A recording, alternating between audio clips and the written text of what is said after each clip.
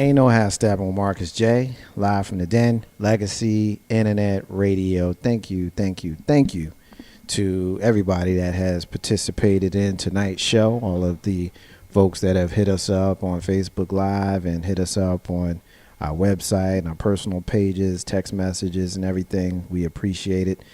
We can't do it without you, so we appreciate it. Of course, our co-host for the night is still in the room. I'll bring him in here just in a moment.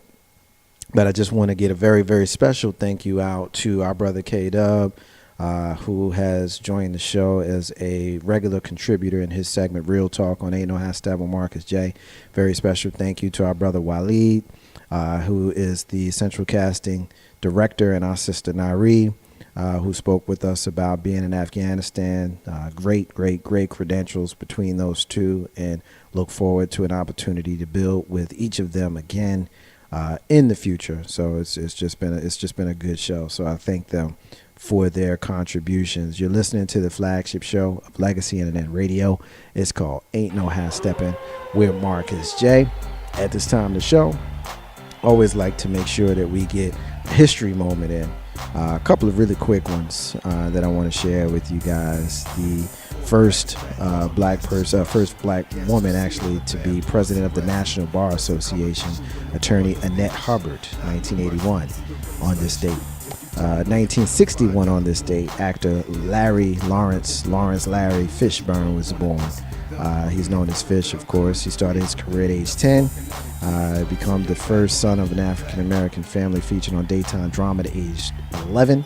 Continued his rise, first starring in movies such as Cornbread, Earl and Me, School Days, Boys in the Hood, Othello, Matrix, all kinds of stuff. So shout out to our brother Larry Fishburne, Lawrence Fishburne. His birthday is today, 1961.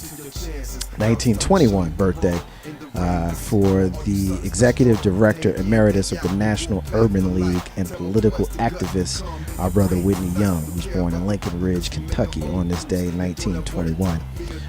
In 1969, the National Guard mobilized racial disturbances in Baton Rouge, Louisiana. 1969, a lot of craziness. Also on this day, 1960, Nation of Islam leader Elijah Muhammad, he actually called for a creation of a black state in a New York meeting, the Black State of America. If you imagine how well that went over in 1960, you can only imagine. And lastly, last but not least, 1874, Patrick Francis Healy. Patrick Francis Healy was named the first black president of Georgetown University, actually. And it's kind of interesting because he was known throughout his life to be Irish American. He's the first black man to receive a PhD, by the way, inaugurated president, the oldest Catholic university in America, became the first black head of a predominantly white university. But throughout his life, he was known as an Irish American. Posthumously, throughout the 50s and 60s, he died in 1910. Throughout 1950s and 60s, his mixed race ancestry became widely known and acknowledged. So we need to pay homage to our brother Patrick Francis Healy, Jesuit priest, educator, and the 29th president of Georgetown University. Ain't no hashtag on Marcus J. Live from the Den, Legacy Internet Radio. Also at this time of the show, we will look for a missing and or exploited child, as we do every single week. This week, we are looking for our brother, young Christian Gamble.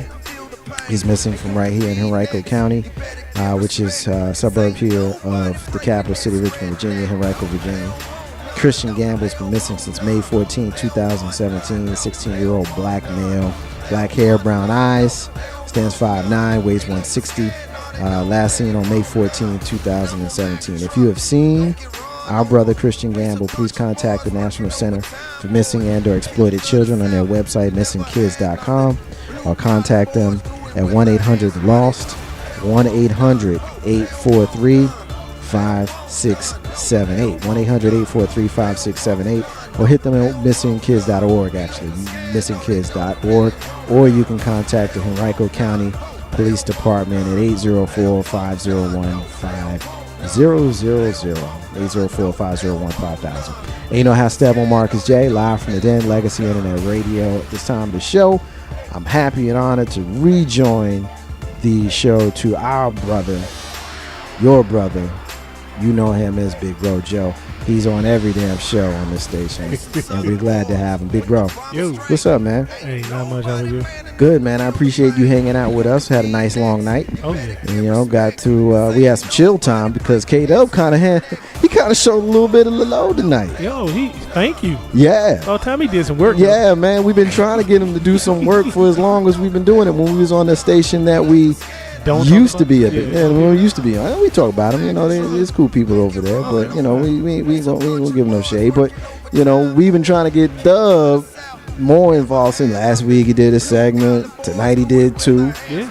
I think he's trying to take my spot, man. What you think? You know that. Well, you know that's a long distance relationship, so you know. Yeah. I don't know if he want to do that. I don't know how he gonna do it, but for some kind of way, technology has allowed us to bring him in. So anyway, all jokes aside, I appreciate him. We appreciate him. We look forward to more of the real talk with our brother K-Dub here on Ain't No Half Stepping with Marcus J. So at this time of the show, I'm gonna turn it over to you, Big Bro. We do our rants, we do our closings, and you know, if you got something on your heart, in your spirit that you want to fuss about, or if you just want to have some calm salutations about, you know, however you want to do it. Floor is yours, bro. What you got? Appreciate it, Marcus J. Well, folks, you know what? I've had a trying week this week so far, and it's only Monday. So you're like, how can you have a trying week and it's only Monday? Well, I had to go back and re-examine some of the, persons present in my being and in my life and around my circle. And I just want to go here and go to Merriam-Webster.com dictionary and come up with a word that I need more people to understand. The word I'm going to use today is loyal, and the definition of loyal. Webster says the definition of loyal is unswerving in allegiance, such as a faithful in allegiance to one's lawful sovereign or government. We're loyal to the king. That's just an example. Faithful to a private person to whom faithfulness is due. A loyal husband or wife. C, faithful to a cause, ideal, custom, institution, or product. A loyal churchgoer. Loyal to the party of their forebears. Or showing the adjective loyalty, as in loyal to a friend. And the reason I bring that up is because I don't think that we don't use loyalty, or we don't have loyalties to people anymore the way we used to. I think some people meet folks, they take friendship really, really quickly, and they do not involve, or they do not put together the time that it takes to actually have a friend or have someone in your life that you can be loyal to. It's easy for me to sit and say acquaintances are just what they are. You can meet a lot of folk, and I want you to know, young folks and old folks too, everybody is not your friend. In the order in which I am in now, along with Marcus J, you know, we have fellows and we have brothers. Now, just because somebody has the same characteristics as you, who potentially believe in the same things that you do, does not make them your friend or your brother. I can say this because when Marcus J, I have a brother that I've had for the better part of 20 years. And it's a friendship that has endured time. It's an friendship that's endured some controversy. But it's a friendship that's built on trust. It's built on love. It's built on strength. It's built on being two men and having to understand the fact that, guess what? You're not going to always agree, but we're going to always tell it like it is. Whether you like it or not is a totally different story. But you know what? Friends don't cut corners on you. They don't give you what you want to hear. They give you the truth. And if you got somebody in your life that's just sitting there giving you what you want to hear, trust me, folks, they're not being loyal to you. Because if they can talk to you as frivolously as giving you everything you want to know, you can damn sure believe that they're giving you frivolous stuff in the background and telling somebody else your business. So that's what I got to say tonight. That's my rant and closing. If you got somebody that you truly consider a friend, don't let petty shit get in the way of real friendship. That's it. That's a lot. I can dig it, man. I appreciate you and your contribution to my life, our brotherhood, this station, our order, and all that other stuff. So I appreciate it. We doing the damn thing tonight, and tonight is a good night for us all. So I appreciate it. Ain't no half stepping with Marcus J, live from the den of Legacy Internet Radio. Again, as we go towards the close of our show, we appreciate everybody who has taken the time to be a part of it. And so I guess at this point of the show, it's time for me to close it out with my rant and to close it out with my closing. And I usually lately have been saying I'm going to be brief because a while ago they used to give me the business because they said that I would come in here and just run my mouth. Well, damn it. The show is called what? Ain't no half stepping with Marcus J. So if I want to run my mouth at the end of the show, I know y'all want to go home. But the listeners want to hear a little bit of from all of us, not just me, but from all of us. So, but anyway, that's my fun. I want to rant tonight about Sean Diddy Combs, who had a tweet that he put out last week. And there was some folks that had some issues with Sean Diddy Combs' tweet. Basically what his tweet was, he basically put a tweet out that said, shout out to black women just because. Shout out to black women just because, right? Now, that seems like a pretty sweet, nice, controversy-free tweet. Right? Wrong. Because once he put that tweet out, he was met with a whole lot of backlash from people who had issues with his pointing out that he wants to shout out black women just because. Now, I'm not going to take the time to read all of the tweets that came out against him. What I will say is, there are some folks who have written news articles about white womaning. White womaning is basically a phrase that some folks have coined. It basically means white women complaining about stuff that ain't got nothing to do with them. Now, I'm not one that subscribes to that, but I certainly understand folks who do. And this was one of those situations because when I read through a lot of the tweets, and like I said, I'm not going to read them. If you want to read them, you can go and you can read them on your own. But there was a lot of white women that was mad about it. There was some sisters that was like, oh, thank you. And there was a lot of other who had comments, but there just was a lot of white women that had an issue with it. And there was a lot of well, how about us? And why not all women and all of this kind of stuff? And to me, I looked at it. I was like, where's this coming from? Like, why are we having this conversation? And there was a white woman who reached out to me. Now, she's since deleted her post, so I can't read it to you because I didn't screenshot it at the time. But basically what my tweet said, or my post said, that, this was the tweet, and I read it. Shout out to black women just because. The tweet that, and then I said this was the tweet that got Diddy in some trouble from some non-black women. Not sure what the problem is. Well, I actually do, in quotations, but we'll definitely be talking about it. And of course, I'm talking about it here now. And my quote.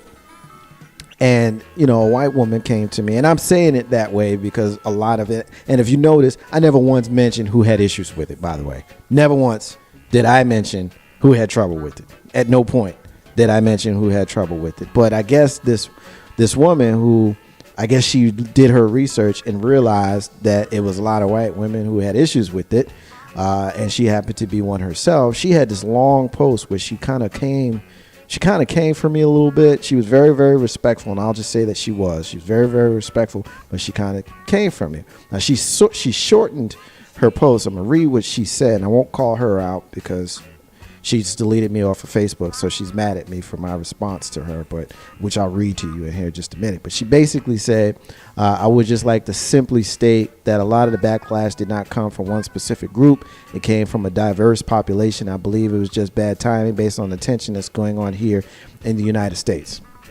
So basically, because of the tension that's going on in the United States, P. Diddy was wrong for putting a tweet out that said, shout out to black women just because. Let me get this straight. I'm going to say this one more time. Because of the climate of the country today, Sean P. Diddy Combs is wrong for saying shout out to black women just because. Now, I'm going to get into what I responded to her original post was. And I actually don't have it here because she since deleted it. She only left what I just read to you. But my response to her was, I appreciate your response, and while I receive it respectfully, I simply disagree. There is a level of divisiveness in this country that was created not by those of color. So when a black man says he appreciates the black woman and someone non-black has a problem with it, I tend to have a sarcastic thought to that. Celebrating your own should never be viewed as separatist. If I said I have the best mom in the world, which I do, other folks shouldn't get in their feelings about it. I love my mom. They love their moms. End of story, right? No, because some folks want to argue about how all moms are great and all moms matter. While fundamentally that may be true, me celebrating my mom doesn't take away from their moms. And this moment ain't about them. As for not talking about racism, this is not new. We've always dealt with this. Some folks are new to the debate because of social media and television. Others of us have always lived this. My 75-year-old father has told me firsthand of some of his experiences. They would anger the average person. I grew up hearing these stories. It colors, pun intended, who I am. We didn't create this racial climate that we live in, but we must face it with information and with fearlessness. Not talking about it is cowardly, in my opinion. Let me stop here for a minute. There's this thing that's going on in social media right now. It's called the Book Phone Challenge, where folks are putting books to their shoulders in solidarity and showing that there's more to folks than just running their mouth and doing silly stuff on social media. Some of us actually freaking read. So apparently this woman saw the photo that I had put up. And, you know, I had, to name a few books, I had the Malcolm X Files, I had Soul on Ice by Eldridge Cleaver, I had Assata Shakur's book, I had a book on Medgar Evers, I had a book on Frederick Nietzsche, he's a philosopher, Bertrand Russell, I had a book on the secret science, the New World Order. I mean, that's shit I like to read. I mean, it is what it is. But anyway, she mentioned in her quote to me that my books were radical. The books that I had were radical, and people like me shouldn't spend so much time talking about race, especially when there's some folks that take so much time and pride in trying to balance those radical folks and their races. Basically what she's saying is I'm contributing to the problem and not to the solution. She didn't say that. Those are not her words. Those are my words. So basically my response to her on that piece was the books that may seem radical to some, others might find wholly inspiring and enlightening. Who's right? I'd say the answer would vary depending on one's perspective, but you already know how I feel. Assata Shakur, Eldridge Cleaver, and Malcolm X inspire me. So do Frederick Nietzsche and Bertrand Russell. Basically, I am so diverse that you can't come for me and say that my books are radical just because you don't like Assata Shakur, Eldridge Cleaver, and Malcolm X. I anticipated that kind of response. That's the reason why I included other books in my library, which is vast. That's the Murr. Marcus's unrelated rant. It has very little to do what we talked about here tonight. It's the end of the show, and I want to give a shout out to the woman that inspired this rant, because unknowingly, even in her frustration to the point where she said her piece and then she ran away and deleted me like a punk because she couldn't have a honest and fair debate with someone she disagreed with, she did in fact show me that there are a lot of people who are watching. They may not say nothing, but they watching. And you keep that in mind as you do what you do in your daily life, because there are people that are watching you. There are people that are smiling at your failures, and there are people that are frowning at your successes. But you have to maintain what you do in spite of all of that, because there is no one that I know that's about it, that does what they do, and that's about it because they looking for some sort of validation from the enemy. Again, that's the Marcus. It's unrelated rant. Got nothing to do with what we talking about tonight. I want to give a special shout out to all of the talent and all of the crew here at Legacy Internet Radio, Listening Party, and hashtag Brother Sister Shenanigans, All Throttle Radio, Couch Coach Live, I Got Something to Say, Irreconcilable Differences, Twi After Dark, and our new show, who we talked a little bit about earlier in the show tonight, A New Balance, that will be joining us in September. Legacy Internet Radio currently featuring sponsorship spots. You can come be down with us, get podcasts, live in studio shows. All you got to do is holler at us on legacyinternetradio.com, where it says contact us, or give us an email at legacyinternetradio@gmail.com. You rock with us, we roll with y'all. End of the show. We will be back next week. But before we do that, I have to remind you that independence is in fact key to building your legacy. Also, I want to say peace to all the stars and all of the squares. And the abundance of water, the fool is thirsty. It's the words of Bob Marley, who you hear singing in the background. And you know how stepping with Marcus J. Be back right here next week, live from the den, Legacy in that radio. Peace.